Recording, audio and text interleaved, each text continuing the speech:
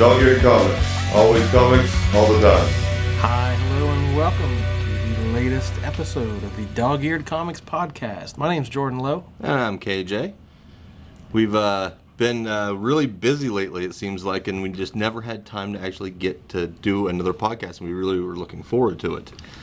But we are here now. We've had a couple of ideas. We're throwing back and forth what we should talk about. Yep. And evidently, Ambush Bug versus Bug from Marvel just isn't a cool enough concept. But I didn't get that email. Oh, okay. So we're going to try to be... Are we trying to be timely with this? There was a movie out, right? There was. I don't know. It was a little bit ago. Yeah. Captain America Civil War. Yay. Is the world Captain America crazy right now? Yes. I'm seeing lots of t-shirts with the shield on it. Yep. That and so much merchandise. It's ridiculous. Yeah. It is insane.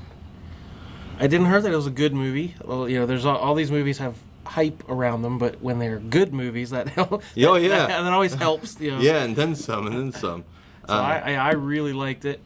When I first heard they're going to do a Civil War on screen, it's like, well, how are they going to pull this off? And even the trailers a little bit were like, oh, there's not very many people involved. Like, the comic, it was an epic. Every character in the Marvel Universe was involved in it. And I thought this might be a little bit less than what we're expecting here. But it didn't. It took some of the fisticuffs and the bombast and the universe splitting apart, and it narrowed that down into the politics and the just very the character relationships that they've already established in these first few movies. So I thought it did a great job. It wasn't a especially faithful adaptation, but it did what it needed to do. But what got me was how faithful they were to the actual Spider-Man, Black Panther. I mean, those two characters alone just kind of stole the show to me. They were really fun. They were just really fun, and Black Panther, the whole nobility and honor that he just exuded it. And then Spider-Man being the smart aleck, it was great, and how he wouldn't shut up.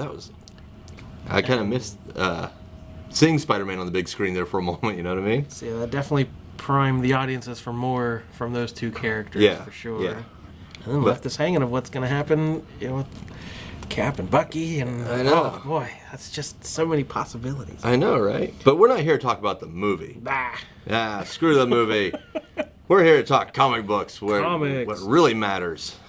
So the source behind all these fun movies are comic books, and Captain America has been in them for a few years now. Since 1941. 75 years, So he's been in a lot of comics. Yes, he has. And you just went and watched the movie, and you're like, man, I want to read more about this Captain America guy. Yeah, who is Where would you even start? It's a tough call. Oh, I agree. I mean, you could Google it, maybe. You could read articles about it. Or we could tell you. Yeah, we'll just tell you what to read. Read comic books, and we'll show you what to read. Okay. So we're going to do, we call it a defining moment. We did it once before with Deadpool, and that was a lot of fun. So we're going to try it now with Captain America and tell you our personal defining moment. That one issue, that one moment that says, yep, that is Captain America to me in a very personal way, and hopefully a broader way to a bigger audience. And then we'll give you a few recommended reading suggestions, something you might want to check out. And just so the world knows, neither of us are really huge Captain America fans. I mean, we both really like Captain America. I was trying to get away with this without everyone knowing. I know, but we both really like Cap. It's just he's never had a major part in my life. I don't know. I've always been an X-Men guy, so Cap was kind of the enemy being in Avengers, But I always liked Captain America. It's kind of like the whole Superman thing, I've never been a huge fan of Superman, but I like Superman. I like the goody two shoes, I guess, but at the same time, I'm like, no. That's interesting you bring up Superman, because I kind of hold them in the same kind of standard that Superman's the best, Captain America's the best, but I don't own many of their comics. I haven't read a whole lot of them, but they stand above even your own personal experience. You just love them as characters. Exactly. There's a few we've come across, so we'll tell you our favorites. All right. I'm going to let you kick this sucker off. Want me to go? Yeah. All right. Well, I said it was kind of a tough choice because I haven't read them for decades, and I don't have that huge collection I could rifle through. I've got a handful of Cap comics, but one of my first thoughts when I thought what defines Captain America for me It was issue 314. Okay. Captain America. It crossed over with the Squadron Supreme, and it was one of the issues I owned as a kid before I ever even started collecting comics. It was just one of those issues we had around the house. Yeah. Yeah, I've got it here right in front of me, and KJ, you can vouch for how beat up this this thing is. Yeah, I mean it's seen better days, but it's one of those ones I just would read. If you only have a handful, you're going to read them over and over again. Yeah, well, especially when you first start off. I mean, yeah, and this cover is so striking. It's a giant typewriter. Yeah, and members of the Squadron Supreme, because it crossed over. It was like 1986 or whatever the Squadron Supreme miniseries was going on. Yeah. So a few Nighthawk, is that his name? Yeah, Nighthawk. He ends up on our Earth looking for help to defeat the Squadron Supreme, and some of his villains have come with him to avoid them. Of course. So there's a giant battle in this props department. There's like a warehouse with old props, and there's these giant typewriters and giant. I don't know, it's movie props, I guess. The Industrial Display Company. If you need giant, ridiculous props, you go to this warehouse. But there's a scene. I didn't know who any of these characters were. I didn't know any of the villains. They're from an alternate reality. So, as a kid, I had no experience with these Squadron Supreme. Yeah. But there's a 3-panel action scene here. There's a guy named Pinball. And his power is to inflate himself into a giant ball. And he looks like Eric Cartman, really. He has Eric Cartman's haircut. And he can roll at you and flatten you like a big pinball. Nice. So, okay, Cap is talking to Nighthawk. And, we see in the background the ball's rolling towards him. And in the second panel, Nighthawk kind of panics, like, he's coming right for us. Cap does not break his stare, doesn't do anything. He just picks up his shield and wings it at him without even looking. Knocks the air out of him, wins the day, and doesn't break a sweat, doesn't do anything. I was like, holy cow, this guy's awesome. He's got the cool factor through the roof right there, yeah. Yeah, so Nighthawk's kind of a Batman take. It's almost like Batman couldn't save the day right there, but Cap, no sweat. Yeah, exactly. So I don't know, as a kid, that always stuck out to me. Just how casual he was defeating that villain. Oh yeah, I mean, well, it's funny because Squadron Supreme was based off of Justice League. Right. And whenever they do the little crossover with the regular Marvel Universe, the 616, which I guess doesn't exist anymore, I don't know. But whenever they do that, I always found it humorous because it was your little Justice League versus Avengers. It was that moment for you. Yeah, you could have a few little fun moments where you just... Yeah. Exactly. So that's a good one. I like the fact. And then I almost picked. These are my kind of runners up here for my defining moment. The other one I really wanted to pick, but it was almost not fair, was the moment in Daredevil: Born Again. Oh yeah. Where he's fighting Nuke across the rooftops, and the Avengers come in. And Frank Miller described, it's this shot in the thunderstorm. Yeah. Cap's holding, a casualty in his arms. And you just see kind of the light. He's lit by this lightning, and it's this amazing shadow. And Daredevil's describing the Avengers, and he calls Cap a soldier with a voice that could command a god, and does. Because in the next panel you see Thor. Cap's telling Thor what to do, and it's like, who could command Thor? And exactly, only Cap could say, a mortal man could say something, and Thor would listen to him. So of course. Yeah, that kind of is what but that's not really a Cap story. He's only in it for a few panels. Yeah. And he helps him defeat Nuke. But, okay, so those are my runners-up, we'll say. But then I had to give, again, when I thought defining moment, I flipped through my collection, and I thought, okay, what have I read that sticks out in my mind? And the first one that came to my mind, I kept looking. I didn't just go with the first choice. Yeah. But I kept looking, and nothing was better to me than this. It was issue 332, Captain America No More. I love that cover. The very famous Mike Zeck, Klaus Janson cover with Cap standing, his shoulders slumped, defeated, and the flag is behind him, and the red is running out. It looks like blood. Yep. So it's a very striking cover. Something big is going on in this issue. Oh, yeah. So this came out in August of 1987 by Mark Grunwald and Tom Morgan. And the story is called The Choice. So it starts... that's actually what I was thinking. I was like, what was the story where Cap quits? I was like, it was that one. And I was like, what's that other story where this terrorist goes on the Washington Monument? I was like, wait, that was the same book. Yeah. So it's like kind of dueling stories in the same issue where the government calls Captain America in. Yeah. there'd apparently been, I hadn't been reading before this, but I bought this as a kind of a key issue. Yeah. But there'd been a story, they gave him back pay or something. He'd been, as a U.S. employee, he got like $1 million in back pay for being on ice for 60 years or whatever. That's a hell of a job. He established a phone bank where people could call in, like, Cap, I'm in trouble. Yeah, I remember that. That was hilarious. And there was like, I have a computer modem I can hook into and connect to the, it was that late 80s technology. Yeah. But it was really fun. Yeah. But, so the government calls him in to ask him about some of this stuff. And there's this weird commission in the Pentagon. He's like, hey guys, what can I do to help? And by the time the meeting's over, Cap's like, what is going on? Because they basically tell him, hey, you remember how the government paid for all those drugs we pumped into you? You volunteered, right? You signed a contract to be a soldier. Yeah. We designed your costume, and we built your shield, and it was a government employee who coined the name Captain America and came up with your whole logo and design. So we're in charge, right? I mean, what do you do? You're our employee still. Yeah. And Cap's like, well, no, but I'm an Avenger. I have to have autonomy to do these Avengers things. He's like, no, you're not an Avenger. It sounds like Civil War. I mean, this has been and it's been later stories and some of them, even the movies. So Cap has to basically stand, and they say, well, we'll give you a day to think about it. So the issue is basically he calls up some of his old friends. There's some nice callbacks to old girlfriends and old sidekicks and stuff. So while Cap's thinking this over, there's this terrorist who parachutes onto the Lincoln Memorial with a nuclear bomb, and no one can stop him. So they send John Walker. John Walker. It was before he was U.S. agent. He was super patriot, and it was basically, this is my chance. I can be. So he had like an agent who was telling him, "Oh, you've got to go out there and win the American people." Like, it was basically a story showing how to do it wrong. Yeah. We see Captain America contemplating his future, and was like, well, could anybody be Captain America? No. There's a story that proves, he climbs up the thing and people end up getting shot. He barely saves the day.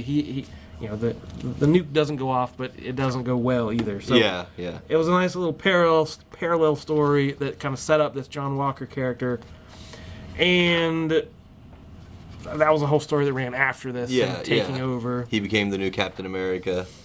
So, basically the government's idea was, what are you going to do, just not be Captain America? Yeah.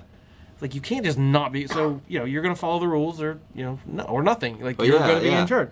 So, Cap takes a day to think about it, comes back, and hands over his costume and shield. Yeah. And he realizes, that the country means more than, some kind of empty patriotism. Yeah. And just so you know, I am now eliminating that off of my recommended reading. Oh, was that there? That was on my recommended reading. Awesome. The full story arc of the Captain and Captain America. So, I mean, this is my defining moment of him turning in his shield. Yeah. But the whole story is definitely important. He just says, I cannot represent the American government. The president does that. I must represent the American people. Yeah. I represent the American dream. The freedom to strive, to become all that you dream of being. Being Captain America has been my American dream. To become what you want me to do, I'd have to compromise that dream, abandon what I have come to stand for. My commitment to the ideals of this country is greater than my commitment to a 40-year-old document, meaning the contract he signed in World War II. I'm sorry that's the way it must be. Gentlemen, I believe these are yours. And he hands them the shield. Nice. So it's not a big action moment. It's not a big Avengers moment. But it's Cap at his core doing what's right, even though it's hard. Yeah. And there are people standing against him. So that was my moment. Very cool. Very cool, man. Now I feel like I picked some bad ones all of a sudden. Yeah. But okay, Grunwald's I don't even know how many issues he wrote in a row, but he's kind of the definitive writer, would you say? And this a lot of people say this is kind of the high point in his run. I put him up there in the top 5 of Captain America writers, probably the top 2 actually. But I mean, he did a great job. I love that entire story arc and everything. It was amazing. So, and it can read a little dated. Those 80s comics can be a little bit, but they're all dated at some point. This is the source of that This is a modern Cap. This isn't the World War II, just patriot who salutes and punches Hitler. Yeah. Like this was the foundation. But that was a good one. That's the good Cap. That's one we want back.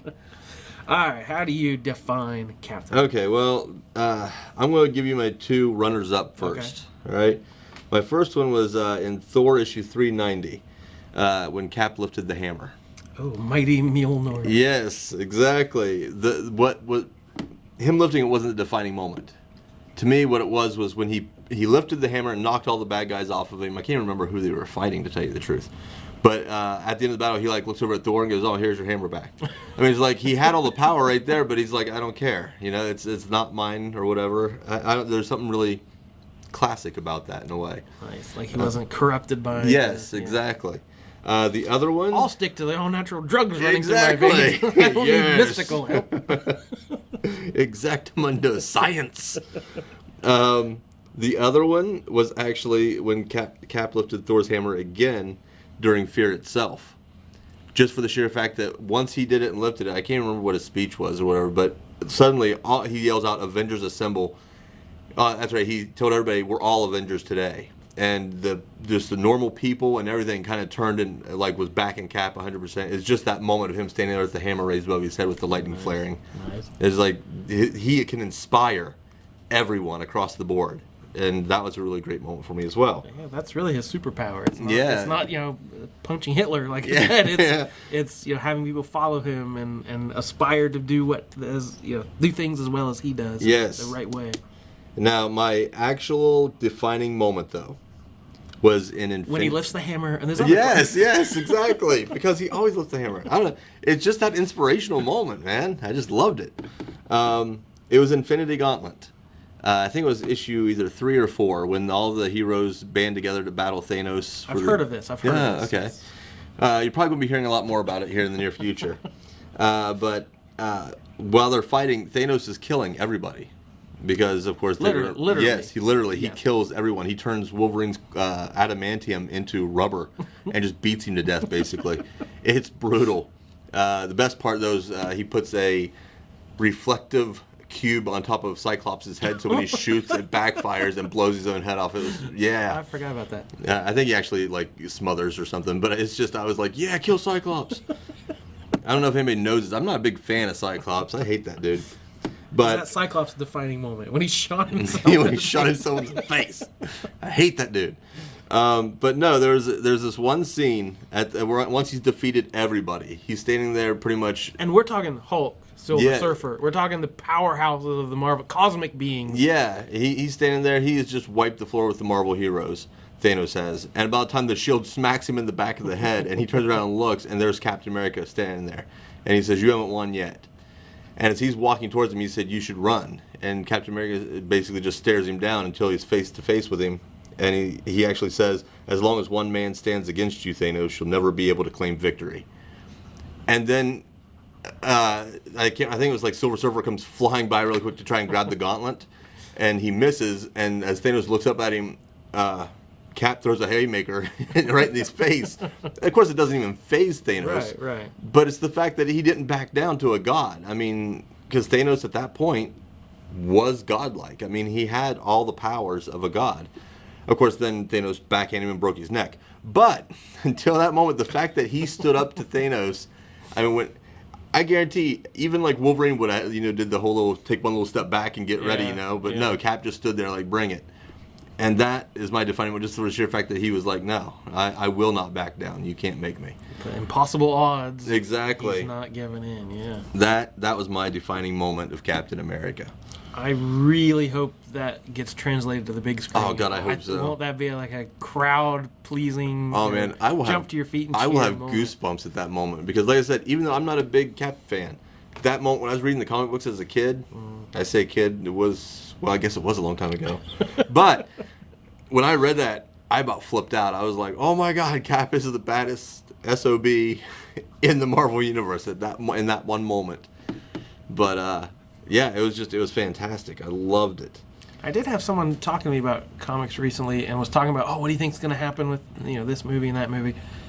And he was saying, "Well, how are these guys all going to stand against Thanos? You know, Black Widow and some of these, even Spider-Man and all these characters. Like, Captain America, what's he going to do against Thanos? And I just, in the back of my head, I'm like, yes. I hope that moment's in the movie for people who haven't read it. Yes. To be like, yeah, that's what you're supposed to think. And then, you know, Cap is not going to stand down. Exactly. He will take the beating, but he ain't giving in. He will not surrender. Which is what upset me about the Civil War comic when he surrendered at the end of it. That made me mad. I was like, in my head, all I could think was he should have just grabbed hold of Iron Man, got really close to him and said, just shoot me, I will fall down. You know, he'll take the fall. That was my thought of how they should have ended it. Yeah. He's like, beat me, defeat me. You've got to, you know, visually in front of everyone. Yeah. You know, that's the only way this can end. But yeah, to just kind of give up was a little bit weak. But. Yeah. That because I was actually going through it when, man, he had a lot of awesome parts in Civil War. And then I was like, no, because that ending just ruined the whole thing. Which, that's one of my recommended reading, which, of course, you don't need me to tell you to read Civil War. Yeah, it's of one course, of the of course. modern classics, one of the most important books. But despite a few things that aren't great, you know, Captain America is 90% of Civil War is incredible. He has, you know, you're supposed to set it up as whose side are you on, Captain America or Iron Man? Yeah. And pretty early on, it's obvious you're supposed to be with Cap because Iron Man just does things that you can't agree with. Like, it went a little too far, but yeah, Cap kind of defines the whole Civil War, and even in the some of the spin-offs and side series, that's where you get that speech he gave in the movie. He gives to Spider-Man about planting yourself like a tree by the river of truth. Yeah. Like that comes directly from the comic. So. The main 7 issues of Civil War are kind of the defining. That's not my defining one, but it's So read the spin-offs and stuff because there's a lot more good stuff in Civil War, and most of it revolves around Cap, the people who volunteer to be on his side, the people he inspires. You remember the Punisher in Civil War? I honestly had my fingers crossed the entire movie, going, please let the Punisher just make a cameo for this. Because the whole scene with him and Cap together was fantastic.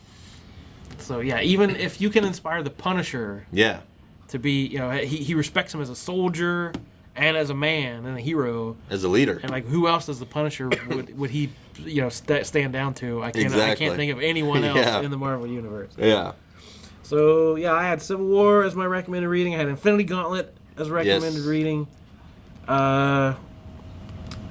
My other big one was Avengers Under Siege. Now, see, why'd you steal another one of mine? What the heck? You have that too? Yes, I do. Okay. I love that. I picked all those up not too long ago because it's one of those stories I had always heard about. Because the idea is just so simple. They've been living in a mansion in New York, for like so 30 long. 30 years of continuity.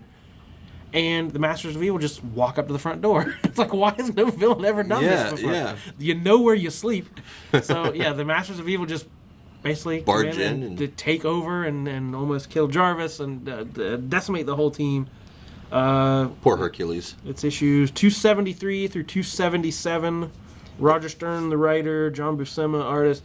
It's been collected in several trade paperbacks and omnibuses and stuff. But if you go back to issue 270, though, it actually has the setup to all of it. Okay, what was the setup? The setup was Zemo getting all the villains. Oh, okay. Brought in together. Symbols. Yeah. Okay.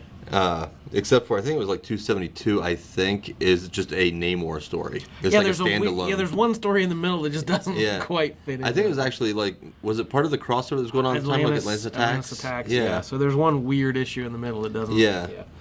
But so it's Zemo and all these villains, and he's basically just trying to demoralize Cap. You know, he blows up his house, he hurts all his friends, and again, Cap doesn't bow down. He doesn't give in to despair. And there's a really great scene of him like looking through his footlocker. Yeah. All these. He has a Babe Ruth autographed ball or something, and like that they've all burned down. He's lost all these memories. This pre-World War II history he has in a footlocker, and but he doesn't give in and he's destroyed my world. He's he powers through it and saves the day like he always does. Of course.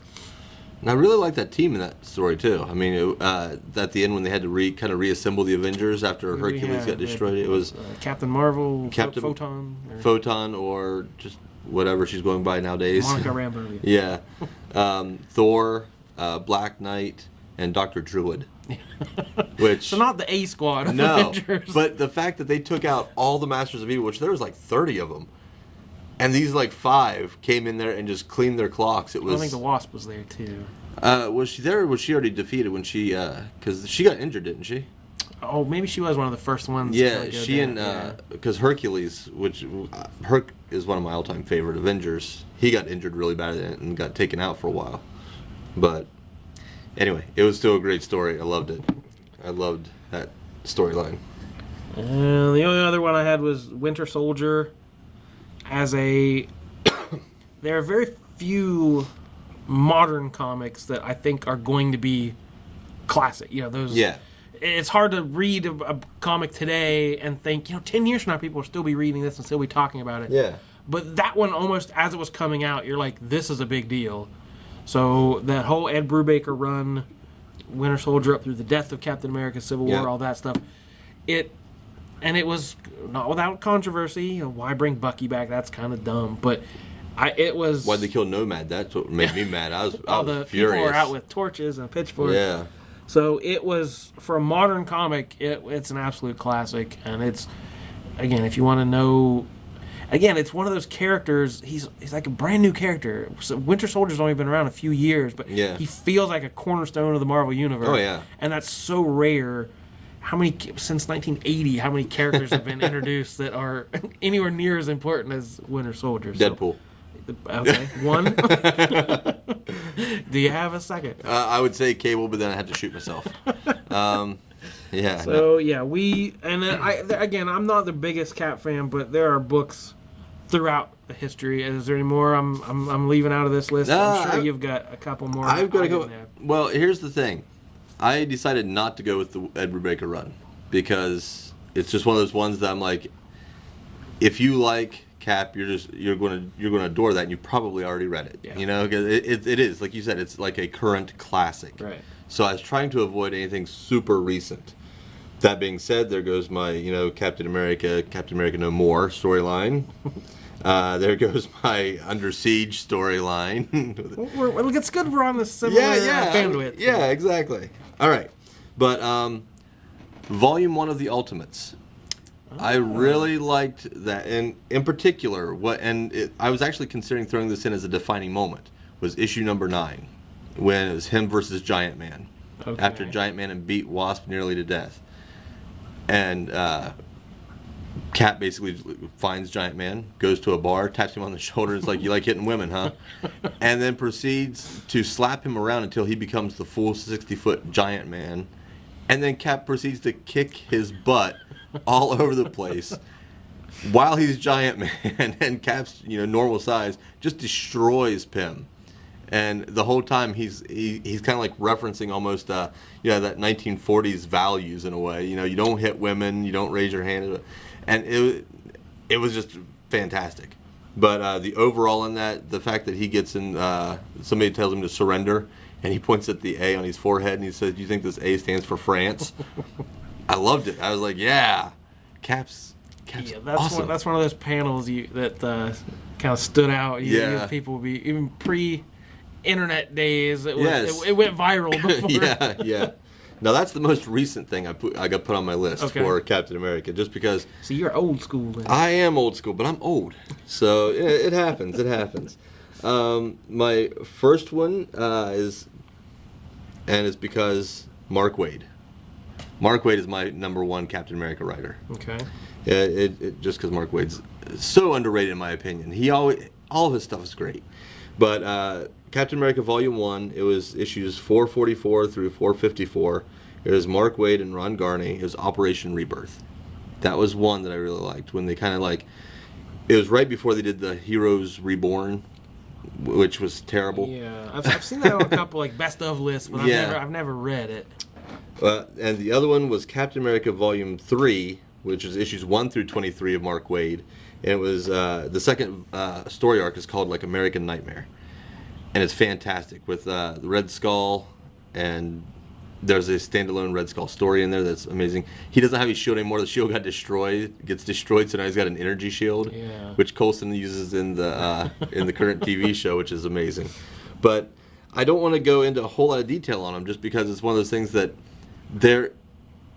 it's almost looking at it saying there is just so much that happens that all I can say is this, this part is cool, this part's cool, and I'll read it all and just stand in amazement because... And this was mid-90s? Late 90s. Late 90s? Late 90s, so yeah. There wasn't a lot of great stuff going on. No, there really wasn't. We were kind of after the boom and bust, and there's fewer people buying them, sales are terrible, and so something of real quality really stands out. Yeah, so, yeah.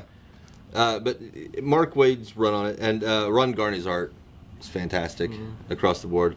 And like I said, I mean, it's putting Cap into these really great, I guess, impossible odds, like you had said before. Because the main villain in the American Nightmare story arc, if I'm remembering correctly, is Nightmare. You know, the villain from Doctor Strange. Right. And I'm pretty sure he's like the main villain. Now that I'm actually thinking about it, I think issue 13 was the Red Skull story, which is the very next story arc. That was his origin story as like a bellboy in Nazi Germany. Yeah. Yeah. But overall, those are my recommendations. I really... And then, of course, Under Siege and no Captain America No More. But beyond those are my recommended reading. Like I said, I've never collected Cap comics, but I've always liked him. So to me, he's kind of that guy. When you read, you're an X-Men fan, you're reading Onslaught, or you're reading Infinity Gauntlet, you're a Silver Surfer fan. Like, even if you're not a fan, you're like, yeah, Cap's coming. Like, he always shows up and impacts the story somehow. Yeah. So even if you haven't been reading his monthly books, there's usually a good Cap moment or two in the back of your head this is a Marvel fan. And I mean, I'm sure there are a million stories we're leaving out, from Jack Kirby to Kurt Busiek's run on the Avengers. There's a lot of. I do have a bunch of the 70s Captain America and Falcon that were amazing, and I honestly forgot to look through those ones because I was there when we were talking about it. I was like, okay, I've got a couple of issues here. Oh, I got this full run of Mark Waid's run and everything. So I was going off those, and now that I'm here talking about it, I'm like, crap, there's a bunch of Captain America and Falcon issues. Those were kind of important issues in the 70s. It got very topical and political. Yeah. There was the famous Mad Bomb saga where they, which I haven't read, but... So it's hard to recommend, but that's one of those classic stories you hear about. Take my word for it. And but yeah, so that's Cap. That's our recommendations for Cap. Defining moments and all. I can't pretend to be his biggest fan. No. But he's one of those characters that you love when he shows up. Oh yeah. Reading a good Cap comic. There's not much better than that. Yep. I agree. So, I think we give people some good ideas. Hopefully. To go read, yeah. Yeah, so there we go. They're not too under the radar. It's almost kind of mainstream. Yeah. We're not quite deep at some deep cuts, but hey, you got to start somewhere, and then you dive into what you like even more. Exactly. That do it for this one? Yeah, I'll do it for this one. All right, thanks for listening. Yeah. God bless America. Go eat some apple pie. We'll see you next time. I'm Jordan. I'm KJ. Cheers.